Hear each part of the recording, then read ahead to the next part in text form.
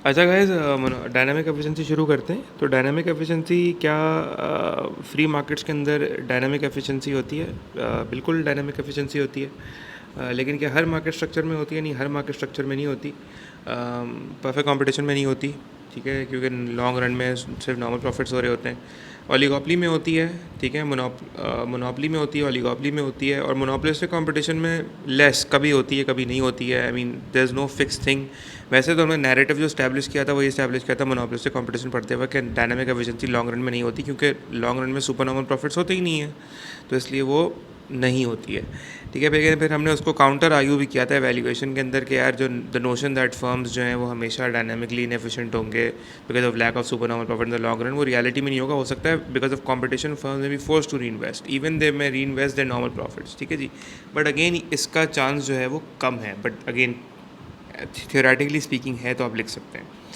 However, the fact that dynamic efficiency कब अकर होती है, it occurs due to reinvestment of long run supernormal profits back into the business in the form of new capital। जो supernormal profits आप कमा रहे हैं वो आप दोबारा बिजनेस में लगा दें in the form of new capital, upgraded capital, new technology, innovation, research and development. ये 4-5 वर्ड्स आप यूज़ करेंगे।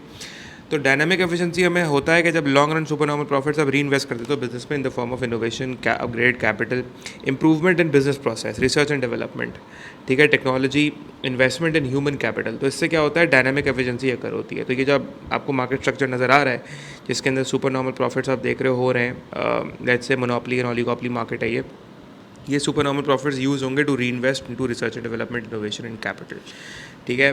तो इससे डायनामिक एफिशिएंसी आएगी। जब डायनामिक एफिशिएंसी आती है तो आपको पता है क्या होगा, बेसिकली आपका जो long run average cost curve है वो डाउनवर्ड शिफ्ट हो जाएगा।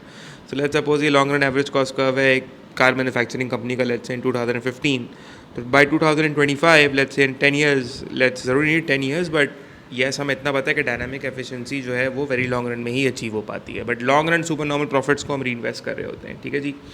तो ये जो क्वांटिटी है, इस क्वांटिटी पे एवरेज कॉस्ट 1 हमें नज़र आ रही है 2015 में, ये है। इसी क्वांटिटी के ऊपर अब एवरेज कॉस्ट 2 हमें नज़र आ रही है इन 2025, काफ़ी कम हो चुकी है। So this is dynamic efficiency, ठीक है। वेरी सिंपल प्रोसेस, कोई मुश्किल बात नहीं है।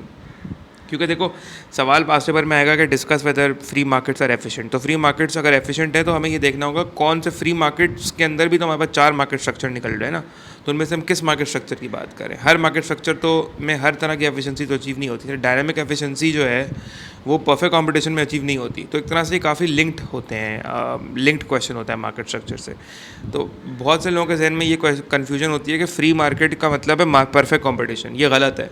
फ्री मार्केट का मतलब है बेसिकली ये मार्केट जो क्या कहते हैं, based on demand and supply, private sector उसको रन कर रहा है, ठीक है।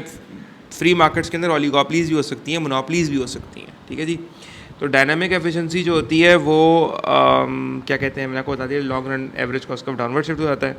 अच्छा, अब आपको इसमें 2 चीज़ें पता होनी चाहिए। एक तो पहली बात ये है कि अच्छा अगर डायनामिक एफिशिएंसी हो रही होगी तो यार सबसे पहली बात ये long run profit maximization, long run profit जो है वो मैक्सिमाइज हो रहे होंगे, because again long run profit maximization के लिए भी अच्छा है, because you continuously looking to innovate, research and development, invest कर रहे हैं, you will get ahead of rivals in all of that, you will basically maintain your price making abilities. Monopoly power आप maintain करोगे अगर आप long run में dynamically efficient हो रहे हो तो ऑब्वियसली आपकी खुद की मार्केट शेयर के रिटेंशन के लिए भी अच्छा है। तो आपकी जो प्राइस मेकिंग एबिलिटीज़ हैं वो आपके पास ही रहेंगी, ठीक है जी। Again lower cost over time, जाहिर सी बात है, firms are experiencing a lower average cost since average cost curve is shifting downwards, ALRAC, that improves the business efficiency over time as well, and then it allows them to keep sort of prices low, increase their profits, they can retain their market share, they can actually beat competition in this way, stay ahead of rivals। ये सारी बातें लिख लेना, ठीक है जी। Dynamic efficiency से जाहिर सी बात है लोअर प्राइसेस कंज्यूमर्स को ऑफर होंगे, कंज्यूमर सरप्लस बढ़ जाएगा। डायनामिक एफिशिएंसी की वजह से न्यू इनोवेशन और प्रोडक्ट्स आएंगे। प्रोडक्ट इनोवेशन जो है वो बड़ा, और देखें प्रोडक्ट डायनामिक एफिशिएंसी ओलिगोपोली के लिए भी बहुत इंपॉर्टेंट है, बिकॉज ये जो न्यू इनोवेशन प्रोडक्ट्स की मैंने बात की ना, तो प्रोडक्ट इनोवेशन बहुत इंपॉर्टेंट होता है खासतौर पर ओलिगोपोली मार्केट्स के लिए जहाँ इंटरडिपेंडेंस होती है। So product, because price rigidity तो हमें पता है होती है ना, प्राइस रिजिडिटी, प्राइसेस के बेस पे कंपटीशन नहीं होता, तो फिर product innovation is very important factor, ठीक है जी। तो जहाँ तक बात डायनामिक एफिशिएंसी के बाद याद रखना अक्सर ये आपको पता होना चाहिए कि स्टैटिक एफिशिएंसी और डायनामिक एफिशिएंसी में क्या फ़र्क है। स्टैटिक एफिशिएंसी क्या होती है? स्टैटिक एफिशिएंसी में 3 एफिशिएंसीज आती हैं, एक एलोकेटिव एफिशिएंसी, एक प्रोडक्टिव एफिशिएंसी और एक एक्स एफिशिएंसी। ये तीनों के तीनों एफिशिएंसी स्टैटिक एफिशिएंसी के अंदर आती हैं, ठीक है जी। ये बात याद रखना है कि जो स्टैटिक एफिशिएंसी हो रही होती है ना, ये अकर हो रही होती है at one specific production point. मिसाल के तौर पे मैं बोलूँ, let suppose at a particular quantity की एलोकेटिव एफिशिएंसी आ रही है नहीं आ रही, तो उसके लिए हमें देखना पड़ेगा कि उस क्वांटिटी पे क्या प्राइस मार्जिनल कॉस्ट के बराबर है।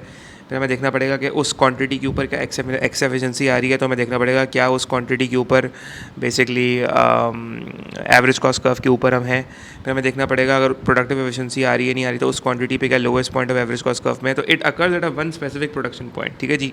That is what static efficiency. Dynamic efficiency एक ओवर टाइम प्रोसेस है, इट अकर्स ओवर टाइम, सही है जी।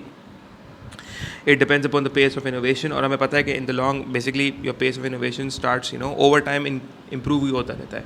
मार्केट्स जो है वो ओवर टाइम इवॉल्व होती हैं, इंडस्ट्रीज इवॉल्व होती है। सो एक डायनामिक सा प्रोसेस है जिसके अंदर ये कोई स्टैटिक प्रोसेस नहीं है, डायनामिक प्रोसेस है, इवॉल्व होता है। So it's a process.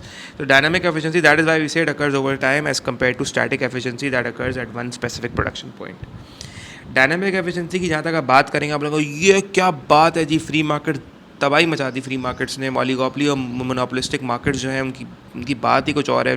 Pace देखो, इनोवेशन देखो, टेक्नोलॉजी देखो, एवरेज कॉस्ट कितनी कम कर दी। लॉन्ग रन में एसी शिफ्ट हो गया पूरा, कंज्यूमर्स को भी फ़ायदा, प्रोड्यूसर्स को भी फ़ायदा, मज़े ही मज़े आ रहे हैं, कंज्यूमर सरप्लस इंक्रीज़ हो रहा है, कंज्यूमर वेलफेयर मैक्सिमाइज हो रहा है। तो वेलफेयर मैक्सिमाइजेशन के लिए डायनामिक एफिशिएंसी बहुत ज़रूरी है, which makes free markets efficient.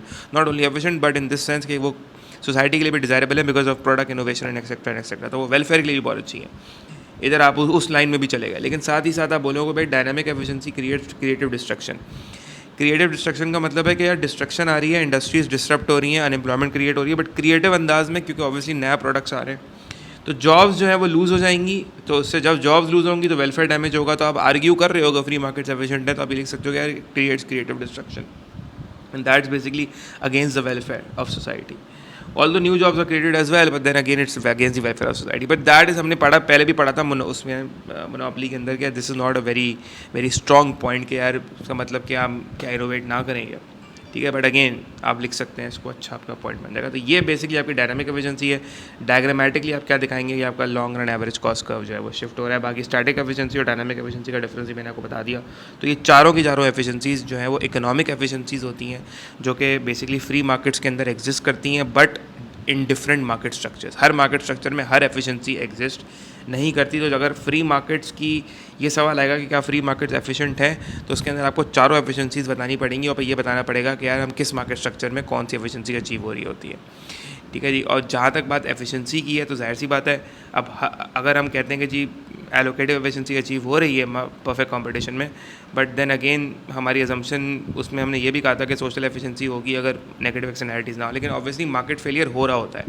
तो अगर हम कह रहे हैं कि जी डायनामिक एफिशिएंसी हो रही है, that makes monopolies and oligopolies look really good, या हम कहते हैं परफेक्ट कंपटीशन में प्रोडक्टिव एफिशिएंसी हो रही है, that makes perfect competition look really good, या हम कहते हैं कि जी मोनोपोलिस्टिक कंपटीशन में हम कहते हैं एक्स एफिशिएंसी हो रही है, ठीक है, that makes monopolistic competition look really good, which is obviously beneficial for society as well. So welfare भी इंप्रूव हो रहा है और सोशली डिजायरेबल एलिमेंट भी आ रहा है वहाँ पे। But then again market failure also exist, may be monopolies might exploit, so there dead weight loss in monopoly as well, right. जब हम फिर अगेन आगे जाके मार्केट फेलियर में पढ़ेंगे कि जी there is negative externality in consumption and production as well. तो just because the fact that free markets are creating dynamic, productive, allocative and X efficiencies does not qualify them that they are always acting in favor of public interest. They are acting against public interest as well because they are not considering the external cost and benefits into account. Because ये तो हमने assumption ली थी ना कि perfect competition के अंदर external cost और benefits नहीं होंगे, लेकिन reality के अंदर तो external cost और external benefits होंगे। जो negative externalities वो create करेंगे even in perfectly competitive markets, तो that will create a welfare loss in society. तो हमें जब फ्री मार्केट्स की एफिशिएंसी पे क्वेश्चन आएगा तो उसको हमें मार्केट फेलियर से लेटर ऑन कनेक्ट करना पड़ेगा। और वो जितनी भी अजम्पशंस हमने फ्री मार्केट के अंदर 4 अजम्पशंस ली थी, एक्सटर्नैलिटीज़ नहीं होगी, मार्केट फेलियर नहीं होगा और एक्सेट्रा, ये सब अजम्पशंस हमें ब्रेक करनी पड़ेंगी और बताना पड़ेगा कि मार्केट फेलियर होगा। वैसे भी और मोनोपोलीज़ की जहाँ तक बात है, बिकॉज फ्री मार्केट्स के अंदर मोनोपोलीज़ भी एग्जिस्ट करती हैं और ओलिगोपोलीज़ भी करती हैं, तो they also create dead weight losses. Also the fact that cartels may exploit consumers, right? They may act against public interest, so that is also socially something undesirable. Right. तो फिर एफिशिएंसी को हम कनेक्ट करेंगे public interest से कि यार just because there is an efficiency in free market और in a specific market structure does not mean that they are also acting in favour of public interest, they might act against public interest. Public interest की बात करते हैं तो हम उसके social element की बात करते हैं, वेलफेयर की बात करते हैं, डिज़ायरेबिलिटी की बात करेंगे, ठीक है। और जाहिर सी बात है जब मार्केट फेलियर होगा they will act against public interest, undesirable outcome produce करेंगे ये market structures in a free market, तो डेफिनेटली गवर्नमेंट की फिर इन्वॉल्वमेंट होगी।